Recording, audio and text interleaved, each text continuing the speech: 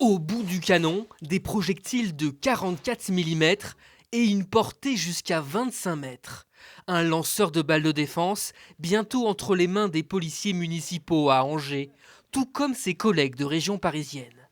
La formation, d'une durée de 6 heures, aura lieu courant novembre pour les 12 agents intervenant de nuit. Une nécessité pour la municipalité face à des situations de plus en plus tendues.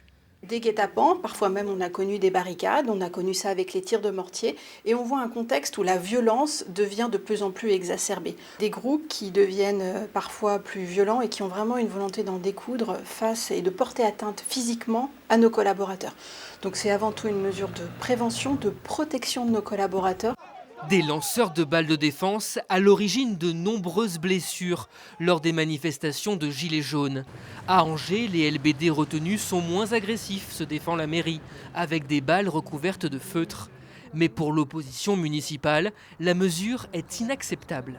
Même si là on est sur un calibre moindre, ça signifie aussi que c'est moins précis, ça signifie qu'il y aura peut-être aussi des dégâts et qu'on arme les policiers municipaux d'une arme qui est potentiellement une arme de maintien de l'ordre. Donc on dévoie en fait leur compétence originelle qui est celle de la tranquillité publique, de la voirie et de ne pas être des policiers d'intervention ou de maintien de l'ordre.